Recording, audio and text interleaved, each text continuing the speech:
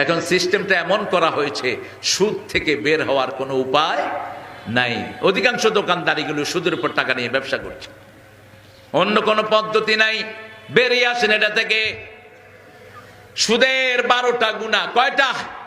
রাসূল বলছেন আরো বেশি, 70টি গুনাহ, কিন্তু 12টা বিপদের সম্মুখীন আপনি হয়ে যাবেন। প্রথম, যারা সুদ খায় তাদের ঈমান থাকে না। 2 নাম্বার, যারা সুদ খায় তাদেরকে পাগল করে কিয়ামতের ময়দানে উঠাবেন কে? সূরা বাকারার 175 নম্বর আয়াত। 3 নাম্বার 275 নম্বর আয়াতের ভিতরে আল্লাহ বলছেন ইয়াতাখাব্বাতুহুমুল শাইতানু বিনাল মাস, শয়তান তাদেরকে স্পর্শ করবে, সে পাগল হয়ে উঠবে কিয়ামতের ময়দানে। আবার রাসূল বলছেন নিজের রক্তের ভিতরে সাঁতরাইতে থাকবে, বিশাল রক্তের ভিতরে সাঁতরাইতে থাকবে সুদখোর। আবার সুদখোরের পেট বিশাল বড় হয়ে যাবে, তার পেটের ভিতরে সাপগুলো দৌড়াদৌড়ি করতে থাকবে।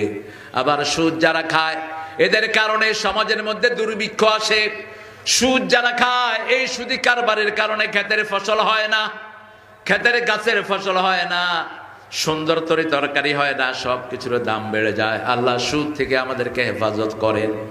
রাসূল বলছেন সুদের 70টি গুনাহ, সবচেয়ে ছোট গুনাহ হলো নিজের মায়ের সাথে জিনা করা। আর সুদ যারা খায় তারা আল্লাহর সাথে যুদ্ধ করে। কার সাথে? কিয়ামতের দিন। আজকে পড়লাম একটা তাজা হাদিস, রাসূল বলছেন যারা সুদ খায়, খেয়ে গেল, কিয়ামতে আল্লাহ তাদেরকে তলোয়ার দিবেন। তলোয়ার দিয়ে বলবেন যে আল্লাহ আল্লাহ রাসূলের সাথে যুদ্ধ করতে আসো। সূরা বাকারার 279 নম্বর আয়াত।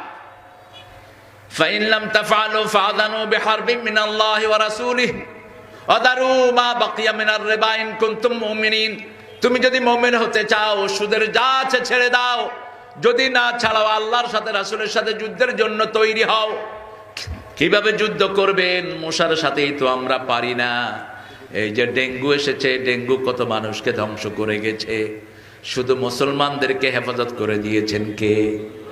মুসলমান বেশি মরে নাই, অল্প কিছু মরেছে। ঠিক না ঠিক? অজু আছে যেখানে ডেঙ্গু নাই সেখানে, অজু আছে যেখানে করোনা নাই সেখানে, ভালো মানুষ যেখানে ডেঙ্গু নাই। ডেঙ্গু শুধু ধরে বড় ঘুষখোর, সুদখোর, চোর, ছেচর, এগুলোকে ডেঙ্গু খায়। ডেঙ্গু চিনেন তো? গ্রামে তো ডেঙ্গু নাই, গ্রামের লোকেরা ভালো, মশাও ভালো, কোনো রকমের কামড় টামড় দেয় না। আমি আপনাদের এদিকে কোথায় জানি গিয়েছি, দেখি যে এক লোক কাঁচা দিয়ে শুয়ে আছে। কাঁচা বলে তো, ওই যে লুঙ্গির এমনি করে দেয়, যে কি বলে, লেংটু, এই লেংটু দিয়ে শুয়ে আছে। আমি বললাম ভাই আপনি লেংটি দিছেন কেন? কয় মশারি নাই তো হুজুর, যাতে মশা লজ্জায় না কামড়ায়, যেন লেংটি দিছে। কি সরল মানুষ গ্রামে, দেখে। বললাম মশা কামড়ায় নেই? কয় না, মশা লজ্জায় আর আসে নেই।